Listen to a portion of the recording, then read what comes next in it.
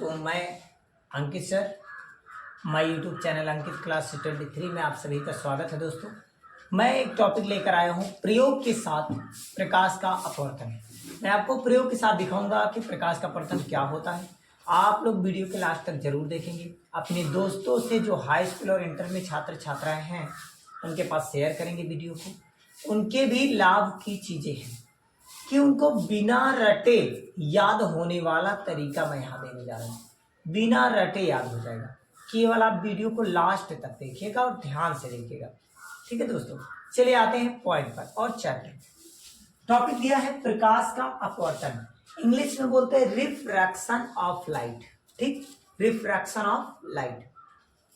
इसमें क्या होता है कि जब मैं प्रकाश की किरण को किसी एक पारदर्शी माध्यम से दूसरी पारदर्शी माध्यम में पास कराते हैं तो हमें देखने को ये मिलता है कि वो लाइट या तो अपने मार्ग से विचलित या विस्थापित हो जाती है, और या फिर अगर विचलित व विस्थापित नहीं होती तो आप सीधे कह सकते हैं कि प्रकाश के अपवर्तन की घटना घटित नहीं होती। अब इसमें सिंपल तरीके में आप बोल सकते हैं कि जैसे आपके पास ये एक क्या है, कांच, ठीक, और ये भी एक क्या है, कांच, ये भी क्या है, कांच, ठीक, ये सभी कांच है। अब प्रकाश की किरणें ये तिरछी आपतित कर दी गई।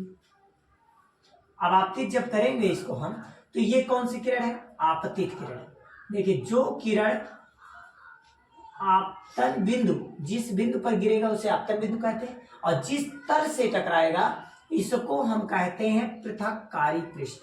क्या कहते हैं दोस्तों, पृथककारी पृष्ठ, मतलब पृथककारी सतह। ठीक, और इससे प्रकाश की किरणें, इस आपतित किरण जैसे ही इस तल से टकराएगी तो ये अपने मार्ग से विचलित व विस्थापित हो जाएगी, क्योंकि जाना चाहिए था इसको ऐसे, लेकिन ये क्या हो जाएगी, जब यहाँ पर एक नॉर्मल ड्रॉ करेंगे, ये है नॉर्मल, अब जैसे ही नॉर्मल ड्रॉ करेंगे, ये है नॉर्मल, जिसको हिंदी में अभिलंब कहते हैं, इंग्लिश में नॉर्मल कहते हैं, इसलिए पहला वर्ड यह लेते हैं। अब आपतित किरण और ये कौन सी किरण है, अभिलंब, के बीच बने कोण को कौन सा कोण कहते हैं, आपतन कोण, आई कहते हैं। आई क्यों लिखते हैं, क्योंकि आई मीन्स होता है इंसिडेंस एंगल। अब ये लाइट जाना चाहिए था सीधे, लेकिन सीधे नहीं गई, लाइट यहां से नॉर्मल की ओर झुक गई, बेंड हो गई। ये जो एंगल बना ये आर है, इसको बोलते हैं रिफ्लेक्शन एंगल। तो आप सीधे कह सकते हैं when a light passes through the medium bends to the normal, मतलब नॉर्मल टुवर्ड्स में। अगर कोई लाइट, आपतित किरण अगर किसी कांच में प्रवेश करती है, मतलब ये माध्यम कैसा मिला आपको, तब विरल मिला, और ये माध्यम कैसा मिला दोस्तों आपको, सघन मिला। और जब कोई लाइट विरल से सघन में प्रवेश करती है तो अपने मार्ग से विचलित व विस्थापित हो जाती है। लेकिन अब कोई पूछ ले कहां विचलित या विस्थापित हो जाती है, तो आप कहेंगे कि जब कोई लाइट विरल से सघन में आती है तो लाइट सीधे नहीं जाती, लाइट अभिलंब की ओर झुक जाती है। जैसे एक छोटा सा बच्चा अगर मम्मी के साथ घर में है तो बहुत निडरता से है, लेकिन वही जब जंगल में जाता है तो बेचारे डर जाते हैं, तो मम्मी के पास चला आता है। वही तरीका आप यहाँ कॉन्सेप्ट समझिए कि जब कोई लड़का या जैसे कोई लाइट सीधे जाती कब, जब माध्यम समान होते तब, और अगर माध्यम समान हो जाएंगे तो प्रकाश के अपवर्तन की घटना कभी घटित नहीं होगी। अगर प्रकाश के अपवर्तन की घटना देखनी है, आज आपको तारे टिमटिमाते हुए दिखाई देते हैं, क्यों, क्या देन है, प्रकाश के अपवर्तन की। अगर अपवर्तन ना हो शायद कोई भी चीज अपनी स्थिति पर ही दिखाई देगी, आपको उठी हुई ना दिखाई दे। लेकिन आज उठी हुई कोई वस्तु दिखाई देती है तो पूरा देन है प्रकाश के अपवर्तन की। अब जैसे यही लाइट देख लीजिए, आपतित किरण जब विरल से सघन में प्रवेश करती है तो अभिलंब की ओर झुक जाती है, लेकिन जब यही माध्यम में बदल दिया, यहां पर सघन माध्यम और यहां पर विरल माध्यम कर दिया, तब क्या हो जाएगा, तब जो लाइट यहां से आ रही है सघन से, ये लाइट यहां जिस बिंदु पर गिरती है उस बिंदु पर हम लोग अभिलंब ड्रॉ करते हैं, नॉर्मल, और इस एंगल को आई कहते हैं आपतन कोण। लेकिन ये अविलंब से क्या हट जाएगी, दूर हट जाएगी। जाना चाहिए तो इसको कैसे, ऐसे, लेकिन ऐसे नहीं जाएगी, ये अविलंब से दूर हट जाएगी। तो ये जो एंगल बना इसको हम लोग कहते हैं आर, ये एंगल आर है, क्योंकि जहां पर ये किरणें जाती हैं इस किरण का नाम आप जानते हैं क्या है, अपवर्तित किरण। इसको क्या कहते हैं, अपवर्तित किरण। और ये जो इतना विचलन हुआ ना दोस्तों, इसको बोलते हैं डेल्टा। इसका हिंदी में नाम है विचलन कोण। इसको क्या बोलते हैं, विचलन कोण। इंग्लिश में बोलते हैं एंगल ऑफ डेविएशन, मतलब विचलन कोण। और ये है अपवर्तित किरण। लेकिन अगर यही चीज मैं अगर नॉर्मल पर ड्रॉ करूं, नॉर्मल पर एकदम, तो नॉर्मल पर ड्रॉ करने से ये नॉर्मल पर ही चली जाएगी। तो यहां पर आर का मान 0 और आई का मान भी 0 होगा। बोर्ड एग्जाम में कई बार क्वेश्चन आता है कि किस प्रकार से प्रकाश की किरणों को आपतित कराया जाए कि अपवर्तन कोण का मान 0 हो जाए। तो अगर किसी लाइट को तल के लंबवत, जैसे ये है कांच, ठीक है दोस्तों, ये है कांच, इस पर मैंने लाइट डाला तो क्या डाला, अभिलंब डाला। जैसे मैंने देखो ये लाइट डाला, ये लाइट डाला ना, अब देखिए नीचे आ रहा है, ठीक है। अब ये लाइट जो मैंने डाला इसमें कोई कोण नहीं बना, क्यों, इसमें आई भी 0 है और आर भी 0, मतलब इस तरफ देखिए दोनों तरफ चिकना है, देख रहे हैं ना, ये कांच है। इसमें मैं बात करूं, अगर लाइट पास करूं तो इसमें आपको अपवर्तन देखने को मिलेगा, लेकिन बहुत कम मिलेगा। क्यों, क्योंकि बहुत पतला है। ये अगर देखना आपको तो एक मोटी फिल्म होनी चाहिए। जैसे जैसे ये देखिए दोस्तों, ये है पानी, ठीक है। मैं आपको दिखा रहा हूँ, एक मैं ले रहा हूँ पेन, मेरे पास एक छोटा सी चीज है पेन, देखिएगा ध्यान से। अभी आपको लगेगा एक टेढ़ा है, देखिए ये पानी में। अब आप ध्यान से देख लें वीडियो में, मैं आपको इसको पास ले आता हूँ, देखिएगा ध्यान से। आपको लगेगा कि जिस तरह से नीचे दिख रही है उस तरह से ऊपर नहीं दिख रही है, ये टूटी हुई दिख रही है। आपको ध्यान से देखिएगा, पानी के अंदर देखिए, पानी के बाहर देखिए, दिख रहा है ना। तो इससे क्या क्लियर हो रहा है, इससे क्लियर हो रहा है कि प्रकाश के अपवर्तन में जब प्रकाश की किरणें हम लोग जब देखते हैं तो वो प्रकाश की किरणें पहले वाटर में जाती है, फिर इस पेन पर जाती है, फिर रिफ्लेक्ट होती है।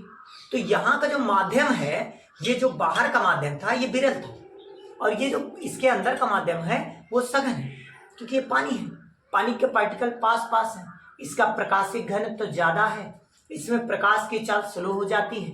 जल में प्रकाश की चाल 2.25 गुणे 10⁸ मीटर पर सेकंड होती है, जबकि वायु में प्रकाश की चाल 3 गुणे 10⁸ मीटर पर सेकंड होती है। इसीलिए दोस्तों ये अपनी वास्तविक स्थिति से हटकर दिखाई देती है। अभी हम अपनी फिंगर्स को डालकर आपको दिखाते हैं, देखिए लगेगा कितना मोटा है मेरा फिंगर, देखिए ध्यान से देखिएगा, फिंगर बहुत मोटा लग रहा है, लेकिन यही फिंगर मैं जब बाहर निकालूं देखो कितना पतला है। तो देखिए इस प्रकार से कोई भी चीज अपनी वास्तविक स्थिति से हटकर दिखाई देती है।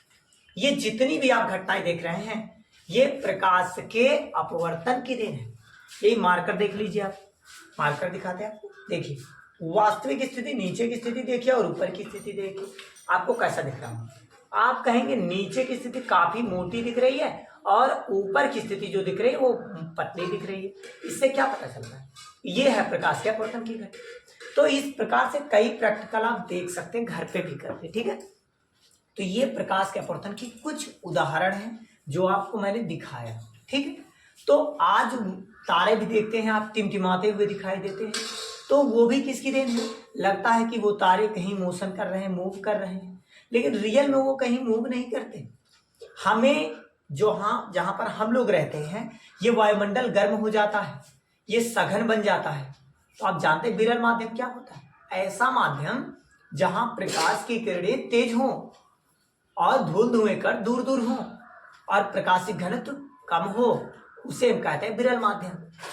और सघन माध्यम वो होता है जहां पर प्रकाश की किरणें स्लो हो, धीमी हो और पार्टिकल्स पास पास हो, तो वो सघन माध्यम होता है। तो विरल और सघन आपको बहुत अच्छे से आ गया होगा दोस्तों, ठीक है। तो इतने में आपको, मुझे नहीं लगता कि कोई आपको दिक्कत होगी। तो अगर मैं बात करूं एग्जाम्पल के उदाहरण की, तो मैं वो भी चलता हूं बताने आपको। चलिए प्रैक्टिकल के माध्यम से दिखाने का प्रयास कर रहा हूं। अब इसमें हम लोग उदाहरण की बात करेंगे।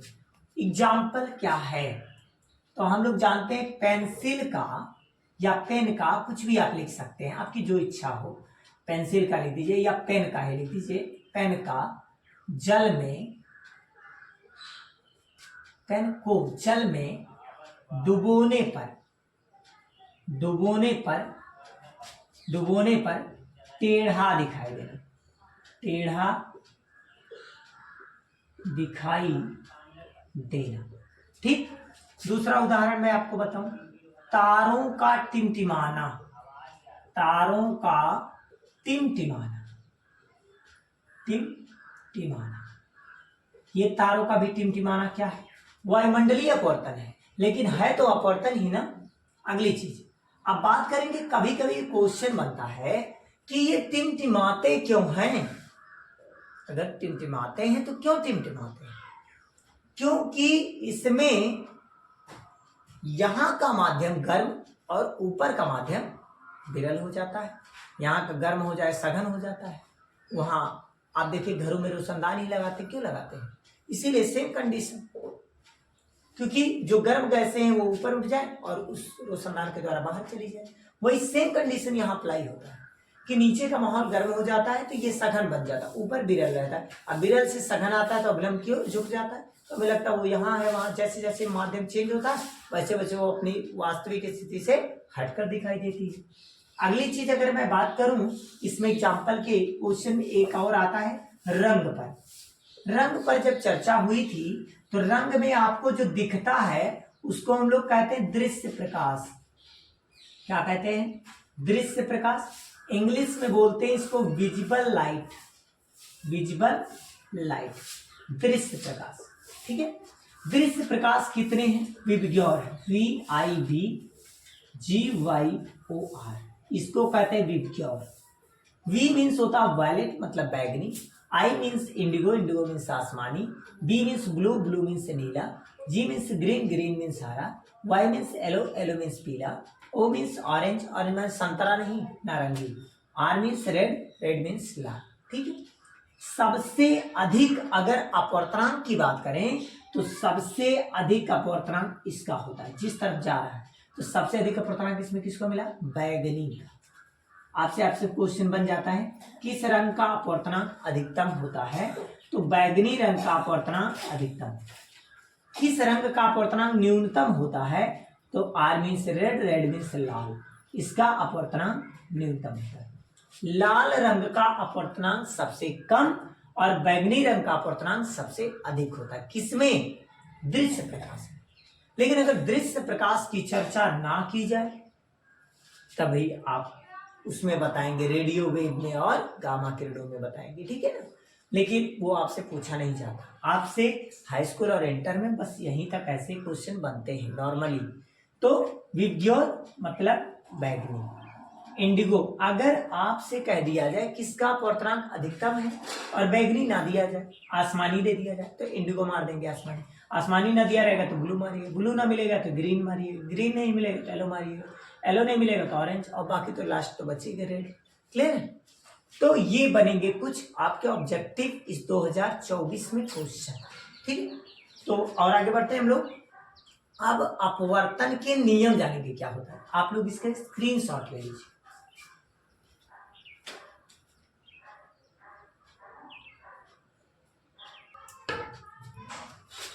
देखिए आपतन कोण और परावर्तन कोण की अगर कंडीशन की बात करते हैं तो उससे संबंधित कुछ लॉज दिए गए, कुछ नियम दिए गए। तो प्रकाश के अपवर्तन के कितने नियम हैं? मतलब law of reflection of light, तो वो आपका 2 था। लेकिन यहां पर भी वही चीज है, law of refraction of light. ठीक है। प्रकाश के अपवर्तन के नियम। तो प्रकाश के अपवर्तन के कितने नियम है? 2 नियम। कितने नियम? 2। कौन कौन से? पहला नियम आपको बताया गया है कि जो आपतित किरण आती है, मतलब जो लाइट आती है और अपवर्तन के बाद किसी कांच के अगर आयताकार गुटके से गुजारा जाए तो अपवर्तन के बाद वो अविलंब की ओर झुक जाती है।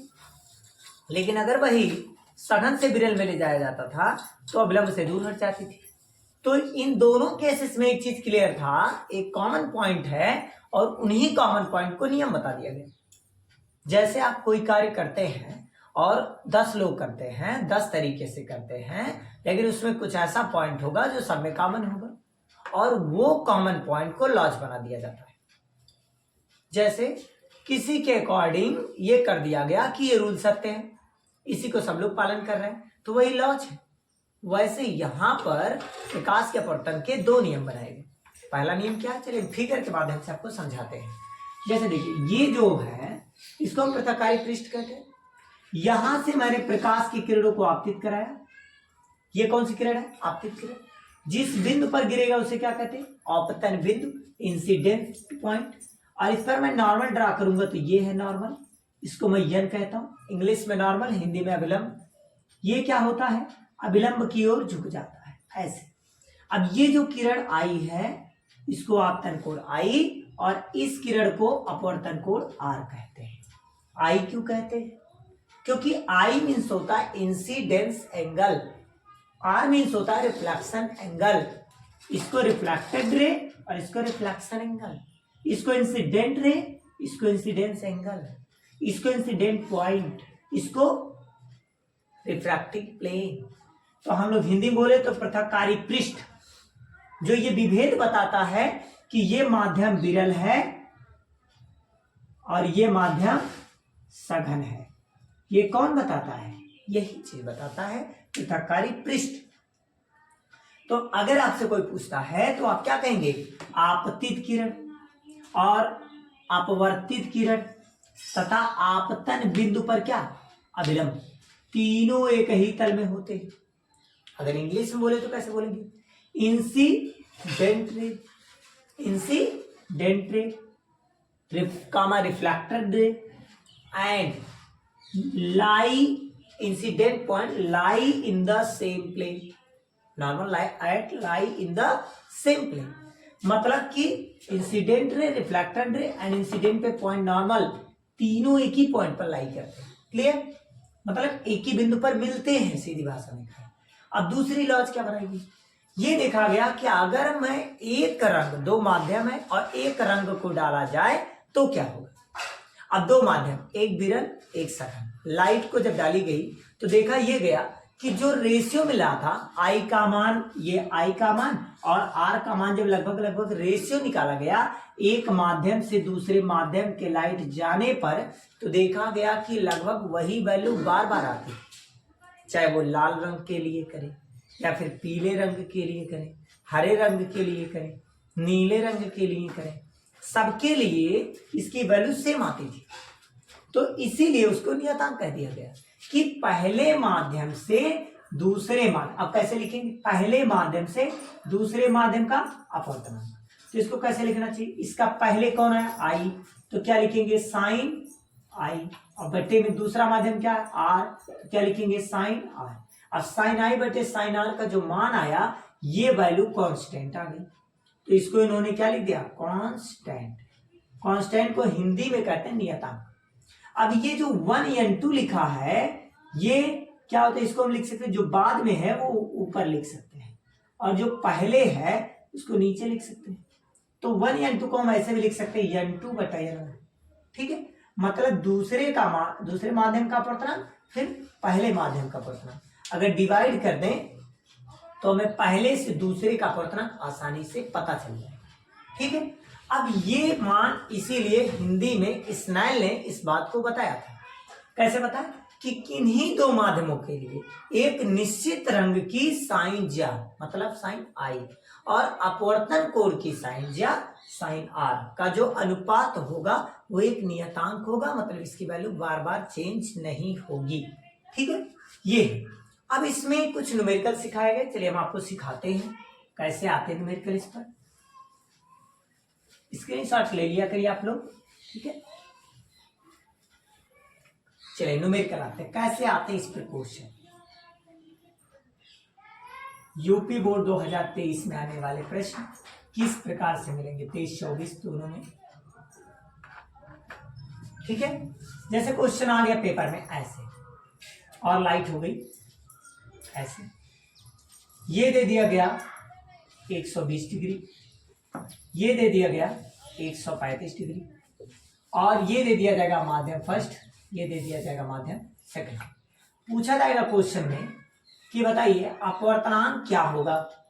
अब देखिए यन भी लिखा जा सकता है इस बार बोर्ड एग्जाम में और म्यू भी लिखा जा सकता है, क्योंकि अपवर्तनांक को यन से भी नामकरण करते हैं और म्यू से भी नामकरण करते हैं। क्लियर। चलिए इस टाइप का क्वेश्चन है तो कैसे सॉल्व करेंगे, चलिए मैं सॉल्व करके आपको दिखाता हूं। चलिए विशेष ध्यान देंगे क्वेश्चन। पहला टाइप कि माध्यम कौन सा है, तो माध्यम को जानने के लिए सबसे पहले हमें नॉर्मल ड्रॉ करना है। जिस पॉइंट पे लाइट आकर गिरी है उस पॉइंट पे नॉर्मल ड्रॉ कीजिए। तो यहाँ आप नॉर्मल, इस नॉर्मल कैसे ड्रॉ करते हैं आप कहोगे नॉर्मल सिखाइए पहले। तो देखिए ये है तल और इस तल का ये है लंबवत, और जो होता है लंबवत वही होता है नॉर्मल, उसी को कहता है अभिलंब। जैसे इसका अभिलंब ये है, अगर मैं तल ऐसे कर देता तो इसका अभिलंब ये हो जाता, तल ऐसे कर देता इसका अभिलंब ये हो जाता। तो अभिलंब तल के लंबवत होता है। तो देखिए इस पर जो तल पर लंब डाला जाता है उसी को अभिलंब कहते हैं, इंग्लिश में नॉर्मल कहते हैं। अब आपको पता चला होगा यहां से कि ये जो आपका जो पॉइंट है ये डॉट डॉट डॉट वाली कंडीशन, इससे ये पता चल रहा है कि ऊपर का माध्यम कैसा है, सघन है, और नीचे का माध्यम विरल है। क्यों? क्योंकि आपतन कोण आई तो यही इतना है ना, और अपवर्तन कोण ये है कि नहीं। तो आपतित किरण जो है ये विरल से जब सघन में जाती तो अभिलंब की ओर झुकती है, लेकिन क्या ये झुकी है? नहीं, ये अभिलंब से दूर हट गई है। तो दूर किस में घटती है? जब पहला माध्यम सघन होता है और दूसरा माध्यम विरल होता है। जब लाइट सघन से विरल जाती है तभी अभिलंब से दूर हटती है, अभी आई से बड़ा कौन होता है? आर। क्लियर। ये कभी ना कहिए कि अपवर्तन में आई और आर बराबर हो, तुरंत गलत काट दिया जाएगा, बात ध्यान रखिएगा। अब इसमें आपको आई पता करना है, तो आप जानते हैं आई कैसे निकाल पाएंगे। ये इतना आपका है नॉर्मल जहां डाली, ये है 90। अगर इस पूरे में से आप इसको घटा लो तो है छोटा वाला मान निकल जाएगा। तो क्या करेंगे, 120 में से अगर आप 90 घटा लीजिए तो आंसर आएगा 30 डिग्री। ये आ गया तक। ऐसे ही ये इतना है यार, और पूरा दिया 135। अगर मैं इतना घटा लूं, इतना, ये इतना क्या है? 90 है। अगर 135 में से हम लोग 90 को घटा लें तो हमें मिल जाएगा 45 डिग्री। ये हो गया अपवर्तन कोण। अब फार्मूले पे किस पे लगे? इस टाइप का जब फिगर वाले सवाल मिलेंगे तब केवल स्नेल भैया को याद करना, स्नेल के सूत्र से या स्नेल के नियमानुसार। क्या लिख सकते हैं? एन बराबर साइन आई और बट्टे में साइन आर। अब देखिए साइन हो गया, आई का मान दिया है 30 डिग्री, और साइन हो गया, आर का मान दिया है 45 डिग्री। साइन 30 का मान 1/2 और साइन 45 का मान 1/√। तो इसका गुणा इसमें, इसका गुणा इसमें। जब गुणा कर लेंगे आप तो हो जाएगा एन बराबर, ये ऊपर जाएगा √2 और नीचे आ जाएगा 2। अब क्रॉस मल्टीप्लाई, देखिए परमीकरण जिसको कहते हैं, परमीकरण करेंगे तो किसका? √2 से। चाहे तो यहाँ छोड़ देंगे तब भी गलत नहीं, लेकिन कर दीजिए। इसका परमीकरण करेंगे कितना आ जाएगा? 2, और इसका परमीकरण करेंगे 2√2। ये 2 से 2 कट गया, तो ऊपर कितना बचा? 1। तो यन बराबर क्या आ गया? 1/√2। ये हो गया अपवर्तन। ऐसे सॉल्व करके छोड़ दीजिएगा। जब भी फिगर वाले क्वेश्चन आएंगे इसी टाइप से। अब एक क्वेश्चन आपके लिए दे रहा हूं, वो आपको करना है और मुझे कमेंट बॉक्स में जरूर इसका रिप्लाई देना है। नोट कर लीजिए इसको, मैं एक क्वेश्चन आपके लिए दे रहा हूं। वो क्वेश्चन किस प्रकार का? देखिए ये क्वेश्चन मैं आपके लिए AW अंकित सर का वर्क, ठीक है। देखिए लाइट ये आ रही है और ये नॉर्मल है, लाइट यहाँ पर बेंड हो जा रही है। ये है 45 डिग्री और ये है 30 डिग्री, क्योंकि जाना चाहिए था ऐसे, गई तो नहीं ना, बेंड हो गई। तो यहाँ पर हमें ये बताना है कि अपवर्तनांक क्या होगा, और दूसरी चीज पहला माध्यम और दूसरा माध्यम क्या है।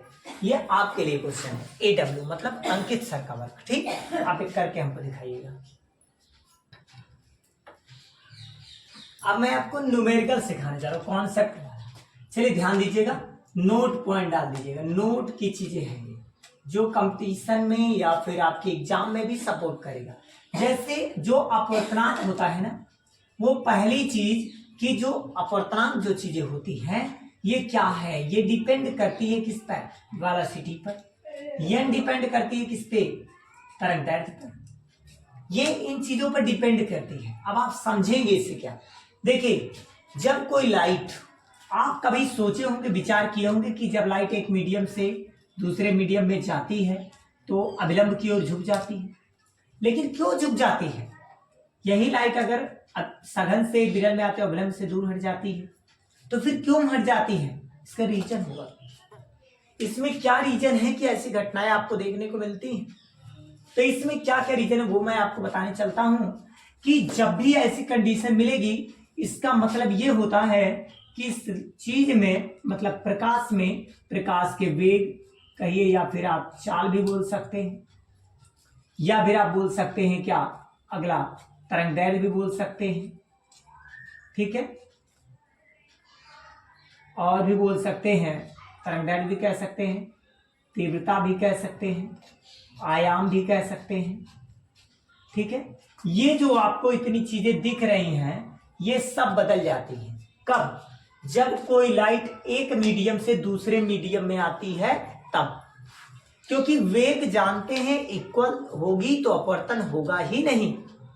अरे भाई, अगर वेग इक्वल रहेगा तो लाइट में विचलन होगी ही नहीं, और जब विचलन नहीं होगी तो आपको घटना देखने को मिलेगी नहीं, और घटना मिलेगी नहीं तो अपवर्तन होगा ही। तो अपवर्तन के लिए वेग में परिवर्तन, तरंगदैर्घ्य में जब वेग में बदलाव तो तरंगदैर्घ्य में बदलाव, तीव्रता में बदलाव, आयाम में बदलाव। भाई अब सोचेंगे आप, वेग तो समझ में आ रहा है भाई कि वेग माने स्पीड, ये वेलोसिटी स्पीड, यही तो है वेग या चाल। तो वेग एक निश्चित है, निश्चित दूरी तय करता है, और चाल दूरी तय करता है। वैसे तरंगदैर्घ्य क्या करता है? तरंगदैर्घ्य भी दूरी तय करता है, लेकिन वो फ्रीक्वेंसी के बेस पर करता है। जैसे जब कोई लाइट ऐसे मूव करता है, ऐसे ऐसे ऐसे, तो ये जो स्ट्रिंग से स्ट्रिंग तक की दूरी नहीं होती, इसी को तरंगदैर्घ्य कहते हैं। जैसे आप एक बार तेज बोले फिर एक बार तेज बोले तो तेज से तेज को मिलाने वाली जो डिस्टेंस है वो तरंगदैर्घ्य, समझ गए ना? तो अगली बात करें तीव्रता, कितनी बार वो वाइब्रेट, इस तरह की कंडीशन कितनी बार वो आ रही है, वही उसकी इंटेंसिटी है तीव्रता। आयाम, आयाम का मतलब वो कितना ऊपर गया, मिड पॉइंट से कितना ऊपर गया, ये इसका क्या है, आयाम। एम्पलीट्यूड बोलते हैं इंग्लिश में, ये एम्पलीट्यूड है, आयाम, ठीक है। मिड पॉइंट से जितना भी नीचे या ऊपर जाता है उसे हम आयाम कहते हैं, एम्पलीट्यूड कहते हैं। इसको वेलोसिटी या speed, wavelength, intensity, amplitude, clear. तो अगली बात करेंगे, अगर हम लोग इसमें क्या नहीं बदलती लाइट में, तो कभी भी लाइट में आप जानिए ये बदलती है, ये जितनी चीजें मैंने आपको लिख के दिखाया है ये सब बदलती है, चेंज होती है। क्या नहीं बदलती, क्या नहीं बदलती है? तो आप कहेंगे केवल ऐसी चीजें जो नहीं बदलती है उसका नाम है आवृत्ति, इंग्लिश में बताते हैं फ्रीक्वेंसी, ठीक। जिसकी भी इंग्लिश में भी वीडियो आपको मिलेगा 1 नवंबर से, इंग्लिश टू इंग्लिश वीडियो मिलेगा, क्लियर। तो आप लोग इससे परेशान मत होइए, इंग्लिश हिंदी दोनों बोलते हैं, पर लिखते हिंदी है इसलिए क्योंकि पहले शुरुआत अभी कर रहे हैं, इंग्लिश में पढ़ाते हैं, सीबीएसई में पढ़ाते हैं, लेकिन अभी हिंदी बोर्ड दे रहे हैं, यूपी बोर्ड में दे रहे हैं हिंदी मीडियम। फिर इसके बाद नवंबर से इंग्लिश मीडियम भी आने लगेगा अनसॉल्व के साथ, ठीक है। तो वीडियो पे लास्ट तक बने रहेगा, बेल आइकन प्रेस कर दीजिएगा जिससे नोटिफिकेशन आप तक जरूर पहुंचे क्या वीडियो मैंने अपलोड किया, ओके।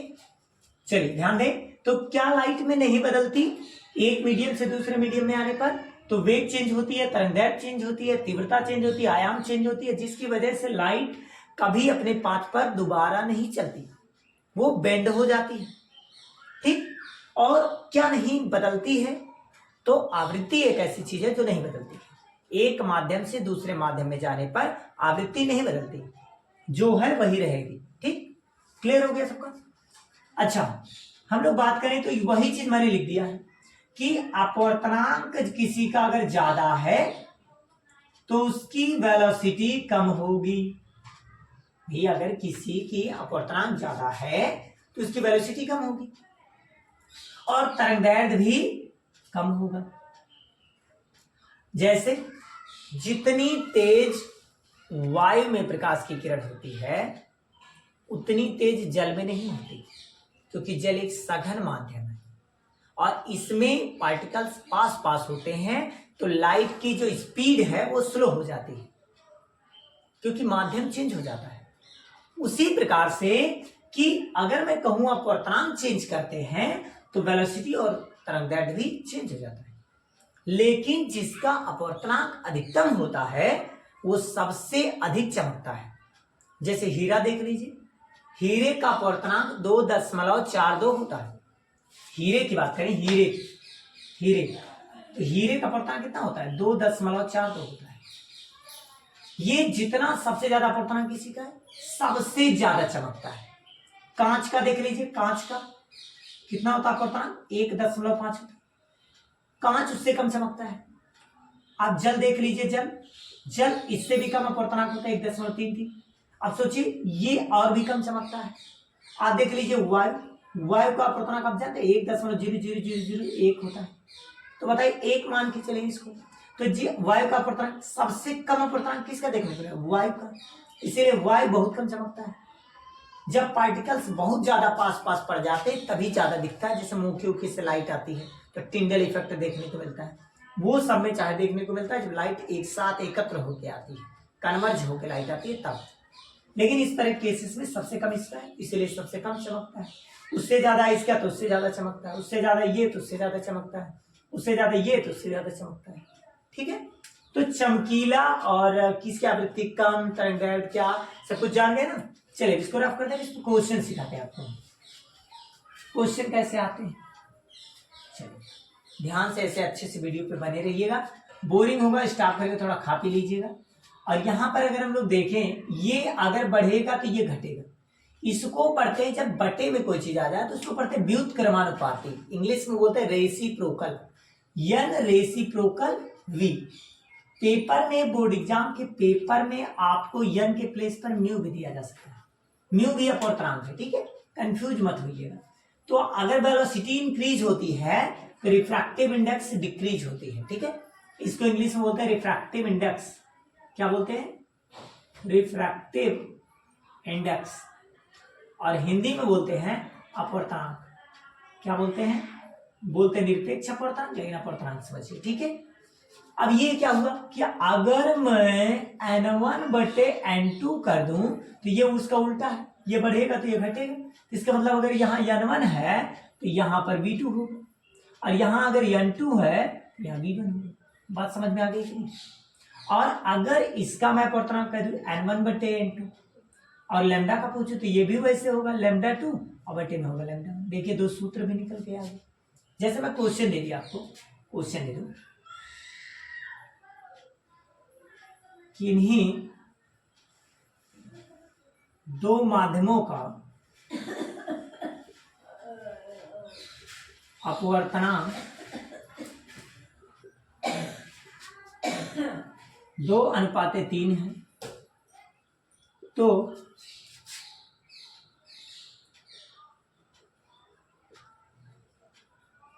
तरंगदैर्घ्य का अनुपात क्या होगा? तो कैसे आप सॉल्व करेंगे? चलिए ध्यान दीजिएगा इस टाइप के क्वेश्चन को सॉल्व करने के लिए कुछ नहीं, सिंपल बात, आप देखा करो क्या लिखा है, पहले क्वेश्चन पढ़ना है। कोई भी क्वेश्चन हो पहले पढ़ना है, फिर कभी नहीं गलत होगा, मेरा विश्वास नहीं। दो माध्यमों का अपवर्तनांक, दो माध्यम है, दो माध्यम का अपवर्तनांक को किससे लिखेंगे? n से। ये 1 और ये 2, तो क्या लिखेंगे? n1/n2, ठीक है, पहले फिर दूसरे। फिर लिखेंगे क्या? दो अनुपात, अनुपात माने बटा, 2/3, ठीक। पूछा क्या है? तरंगदैर्घ्य का क्या अनुपात। तरंगदैर्घ्य को क्या लिखते हैं? λ1/λ2। अब आप जानते हो, फार्मूला चेक करो, देखो ये फार्मूला अप्लाई होगा ना, तो आप देखो यहाँ 2/1 है, तो जब भाई इसको जानते हैं तरंगदैर्घ्य का उल्टा अपवर्तनांक है, तो अगर यहाँ 1 है तो यहाँ क्या आएगा? 2, और यहाँ 2 है तो यहाँ क्या आएगा? 1। अब आपको पता है n1/n2 का मान 2/3 है, जब उल्टा कर देंगे तो कितना हो जाएगा? 3/2। बस यही आंसर आ गया। देखिए दोस्तों, आंसर आ गया इसका 3/2। क्लियर हो गया कि नहीं कैसे क्वेश्चन लगाते हैं? इस टाइप का क्वेश्चन मिलता है, ठीक। और अगर एंगस्ट्रॉम में मिलता है तो एक एंगस्ट्रॉम ऐसे लिखा जाता है, एक एंगस्ट्रॉम में 10⁻⁻10 मीटर होता है, ठीक है। ये ज्यादातर आपको तरंगदैर्घ्य में मिल सकता है क्वेश्चन, ठीक है।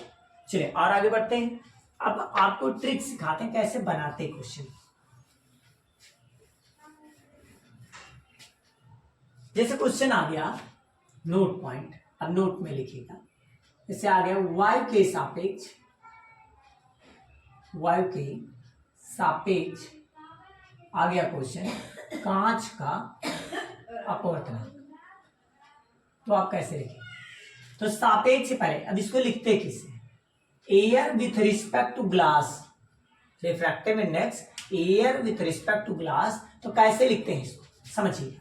हमेशा देखा करो सापेक्ष कहाँ लिखा है, विथ रिस्पेक्ट टू कहाँ लिखा है, उसके पहले देखो क्या लिखा है, वायु। इसके अंग्रेजी आपको पता होना चाहिए, वायु को अंग्रेजी में एयर, और इसके बाद चेक कीजिए क्या है, कांच, कांच को इंग्लिश में ग्लास। अब आपको ध्यान देना है सापेक्ष से पहले कौन है, एयर, एयर का पहला वर्ड कौन है, ए, और ग्लास का पहला वर्ड कौन है, जी, तो पहले कौन आया, ए, फिर अपवर्तनांक के लिए एन, फिर बाद में क्या है, जी, तो क्या बन गया, ए एन जी। तो वायु के सापेक्ष कांच का अपवर्तनांक शॉर्टकट में क्या लिखेंगे, ए एन जी। मैंने आपसे कह दिया जल का कांच के सापेक्ष अपवर्तनांक, अब आप कैसे लिखेंगे? अब आपको दो दोनों पहले आ गए, तो जल का कांच के, देखिए सापेक्ष से पहले कौन है, सबसे पहले देखने की जरूरत नहीं है, सापेक्ष के पहले कौन है, तो कांच, कांच को इंग्लिश में ग्लास, ग्लास का पहला वर्ड जी, तो पहले जी लिखेंगे। अपवर्तनांक के लिए एन लिखिए चाहे म्यू लिखिए, दोनों में से कुछ भी लिख सकते हैं। अब इस सबसे पहले हो या सबसे बाद में बात एक ही है, इसके सबसे पहले क्या लिखा है, जल, जल को इंग्लिश में वाटर, वाटर का पहला वर्ड डब्ल्यू, तो क्या लिखेंगे यहाँ, डब्ल्यू, क्या बन गया, जी एन डब्ल्यू। अब इतने बड़े वर्ड का इतना छोटा सा सिंबल, क्लियर? देखो जब सिंबल आएगा तो सवाल लगाने आ जाएगा। अब आपके लिए मैं एक नाम और दे रहा हूं, आपको बताना है वायु के सापेक्ष, नहीं आप सिंपल पा जाएंगे तो जल्दी से लगा देंगे, ठोस के सापेक्ष द्रव का, आपको बताना है कमेंट बॉक्स में, ठीक है, इंतजार करेंगे आप। ठोस को इंग्लिश में बोल देते हैं नाम, सॉलिड कहते हैं, और द्रव को इंग्लिश में लिक्विड कहते हैं। ये आपको रिप्लाई देके बताना है इसका आंसर क्या आएगा, कैसे इसको शॉर्ट फॉर्म में लिखेंगे। देख लीजिए, स्क्रीनशॉट ले लीजिए। अब देखते हैं फार्मूला बनाना सिखाते हैं। चलिए फार्मूला कैसे बनाते हैं,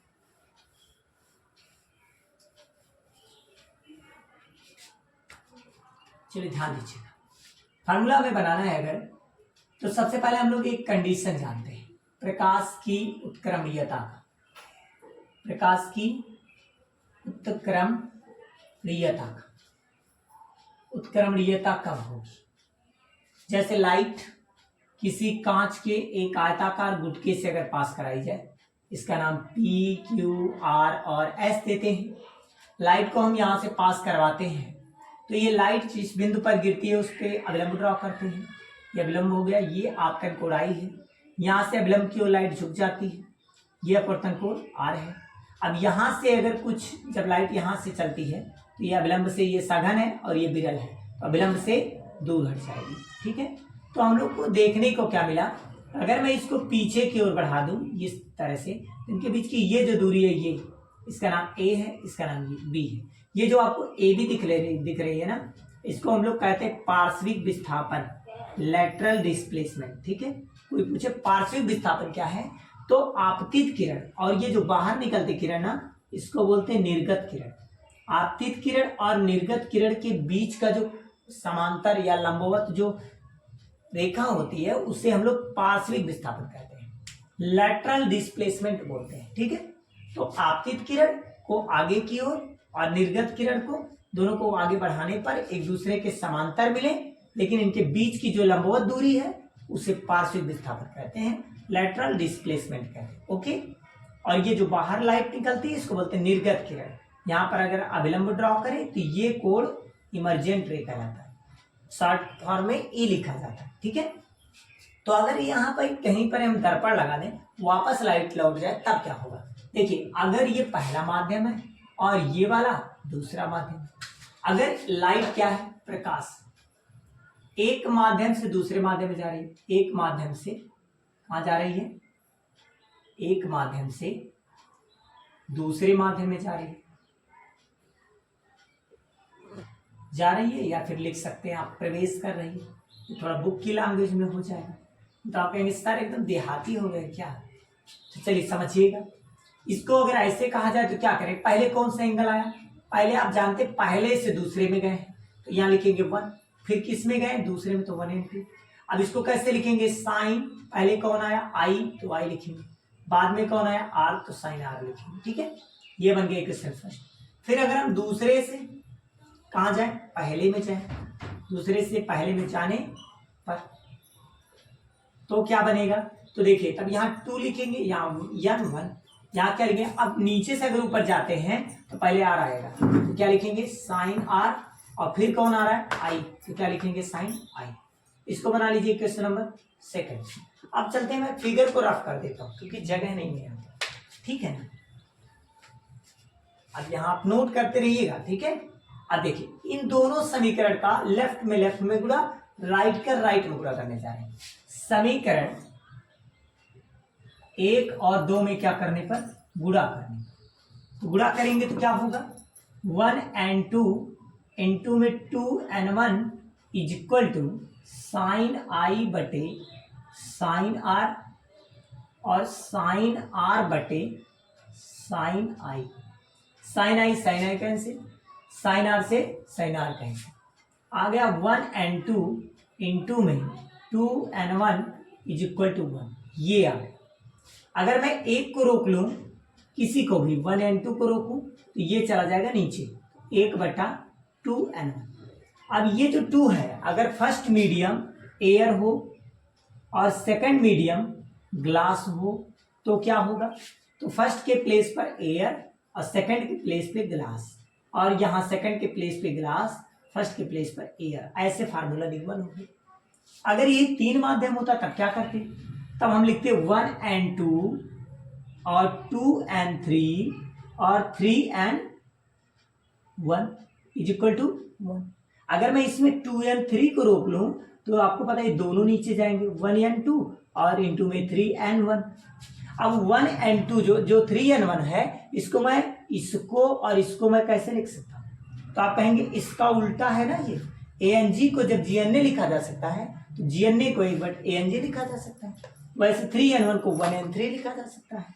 तो 2 and 3 को हम लोग लिख सकते हैं 1 and 3 अपान में 1 and 2, ये लिख सकते हैं। थोड़ा सा रफ कर देते, नहीं तो आपको नीचे दिखेगा नहीं, ठीक है। चलिए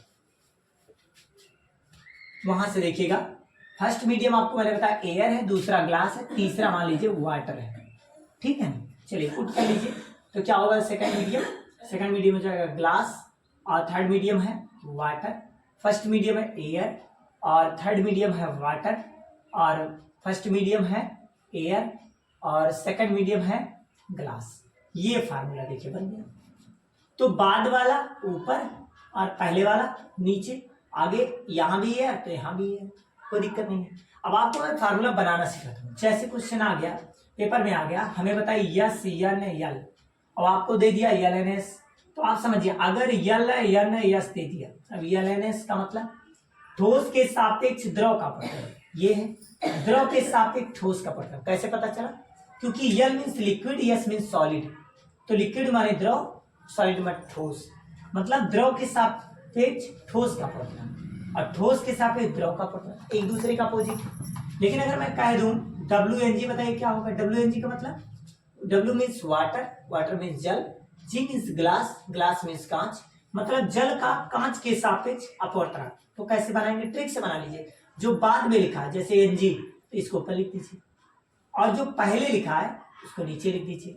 यहाँ एयर तो यहाँ भी है, देखिए फार्मूला बन गया ट्रिक से। आप चाहें अगर हम कह दें आपसे, आप बताइए GnL का बना के बताइए। G means glass, L means liquid और N अपवर्तनांक, तो कैसे लिखेंगे, NaL कहाँ लिखेंगे ऊपर, और NG कहाँ लिखेंगे नीचे। यहाँ एयर तो यहाँ भी एयर, बन गया फार्मूला। अब आपको लगभग बनाने आ गया होगा कॉन्सेप्ट। और एक फार्मूला और बनता है, जब कभी लाइट का अपवर्तनांक निकालना हो, लेकिन लाइट अगर विरल से सघन में आ रही, तो विरल में जो प्रकाश की चाल होती है उसको हम लोग C से लिखते हैं। लेकिन वही चीज अगर जल में जाए, हीरे में जाए, किसी माध्यम में जाए, तो उसमें प्रकाश की चाल को V से लिखते हैं। ये भी फार्मूला बनता है। लेकिन सी जो होता है ना, निर्वात में प्रकाश की चाल है, तो इसकी वैल्यू फिक्स होती है, 3 गुणे 10⁸ मीटर प्रति सेकंड होता है। ठीक है, तो अब मैं इस पे कुछ आपको क्वेश्चन दिखाता हूँ किस टाइप से आता है, इसको आप इसके शॉर्ट ले लीजिए। क्वेश्चन आपको सिखाता हूँ, क्वेश्चन किस टाइप से बनते हैं बोर्ड एग्जाम में। यूपी बोर्ड 2024 में आने वाले प्रश्न किस प्रकार से रहेंगे, चलिए ध्यान दीजिएगा, सीख जाएंगे तो पूरा तोड़ के चले आएंगे इसको। चलिए देखिए, अगर मैं लिख दूं वायु के सापेक्ष कांच का अपवर्तनांक, वायु के सापेक्ष कांच का अपवर्तनांक 3/2 है, तो कांच के सापेक्ष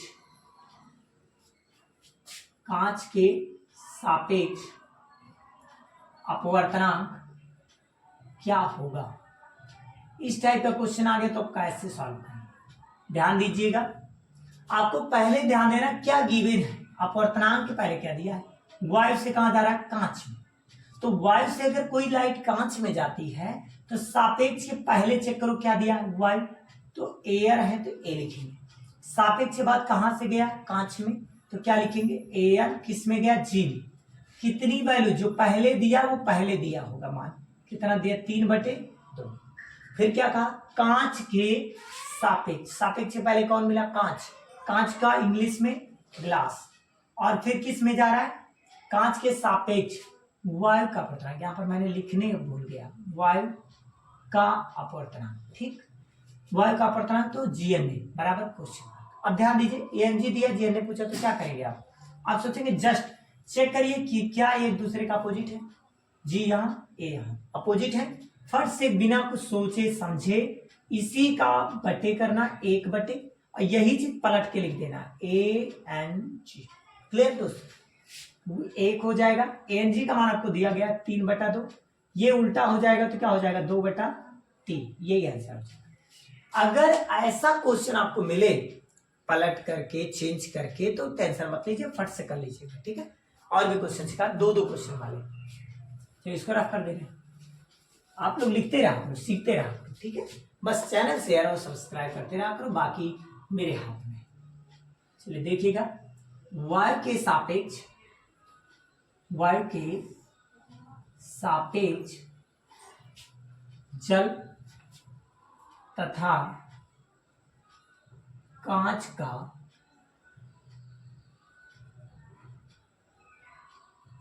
अपवर्तनांक, जल तथा कांच का अपवर्तनांक 4/3 तथा 3/2 है, तो कांच के सापेक्ष जल का अपवर्तनांक ज्ञात कीजिए, या गणना कीजिए, या परिकलन कीजिए, सभी की होता है। इस टाइप का क्वेश्चन कैसे लगाएंगे, हमेशा पढ़िए, सापेक्ष से पहले क्या लिखा है, वायु, वायु को इंग्लिश में है, सापेक्ष के बाद क्या लिखा है, जल। अब देखिएगा, वायु की सापेक्ष जल भी है और वायु के सापेक्ष के बाद भी कांच भी है, मतलब इस वायु की तुलना जल और कांच दोनों से की गई है, तो ए यहां भी होगा, ए यहां भी होगा, ठीक है। अब किसका पूछा है, अपवर्तनांक, अपवर्तनांक को यन से लिखो चाहे म्यू से लिखो, कोई बात नहीं है, क्लियर। अब देखिए क्या है, पहले सापेक्ष के बाद कौन दिया है, पहले जल, जल को इंग्लिश में वाटर, तो यहाँ लिखेंगे W। अब फिर इसके बाद देखिए क्या दिया, कांच, तो कांच को ग्लास मतलब जी। अब जो पहले दिया उसका मान पहले दिया होगा, तो जल पहले, तो जल का मान क्या होगा, 4/3, तो यहाँ पर होगा जल का अपवर्तनांक 4/3। अब ये कांच है तो कांच का अपवर्तनांक बाद में दिया है 3/2, ठीक। अब पढ़िए क्या निकाला है आपको, यहीं पर कंफ्यूज होते हैं लोग। देखिए सापेक्ष पहले चेक करना, सापेक्ष से पहले कौन है, कांच, तो कांच को किससे लिखेंगे, जी, और सापेक्ष से बाद चेक कीजिए कौन है, जल, तो मतलब क्या लिखेंगे, वाटर, मतलब W, G और W। अब बाद वाले को ऊपर और पहले वाले को नीचे, यहां एयर तो यहां भी एयर, ठीक। अब वैल्यू पुट कर दीजिए, ANW का मान कितना है, 4/3, ANG का मान बोलो कितना है, 3/2, गुणा होगा, कर दीजिए, 4 दूनी 8, 3 त्रिका 9। देखिए 8/9 अपवर्तनांक आ गया। ठीक है, इस टाइप का क्वेश्चन है। और भी क्वेश्चन आपको बताते हैं, नोट करते रहिएगा। 3 टाइप को आप सिखाएंगे, 3 टाइप में पूरे चैप्टर का सवाल आप लगा लेंगे। ठीक है, अगले क्वेश्चन पे आएंगे। अगर मैं लिखूं वायु में प्रकाश की चाल, वायु में प्रकाश की चाल 3 × 10⁸ मीटर पर सेकंड है, तो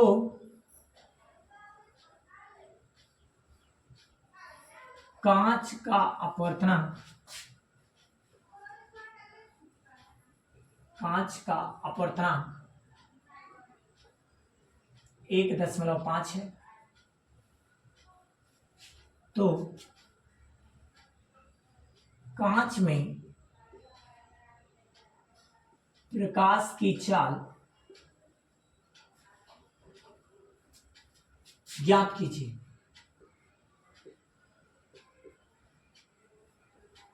केवल क्वेश्चन आपको समझाने के लिए मैं बना रहा हूं। ठीक है, समझिएगा question.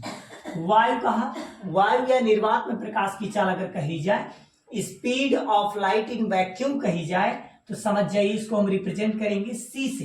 It is denoted by C. C is equal to दिया है 3 × 10⁸ मीटर पर सेकेंड, मतलब सी बराबर 3 × 10⁸ मीटर पर सेकेंड। अब कांच का, यहां पर कांच का अपवर्तनांक, कांच का अपवर्तनांक मतलब एम कितना दिया है 1.5। पूछा है कांच में प्रकाश की चाल, कांच क्या है माध्यम है, तो माध्यम में प्रकाश की चाल को v से। अभी एक फार्मूला बताया, अगर माध्यम और निर्वात वाला फार्मूला आता है और वेग या चाल में क्वेश्चन आता है, तो n बराबर c/v अप्लाई करेंगे। अब फार्मूला मिल गया, c का मान आपको फिक्स रहता है, पता ही है, दिया रहे तब भी, ना दिया रहे तब भी रख लेंगे। ठीक है, और v का मान आपको पता ही नहीं है, तो जब नहीं पता, जब v को यहाँ रोकेंगे, यहाँ ले जाएंगे, तो n यहाँ आ जाएगा, ट्रांसफर क्रॉस मल्टीप्लाई द्वारा। ठीक है, तो यहाँ पर n का मान कितना दिया 1.5। अब सभी लोग जानते हैं 1.5 एकंडम 1.5, 1.5 दूनी 3, तो आ जाएगा 2 और गुणे 10⁸ मीटर पर सेकंड।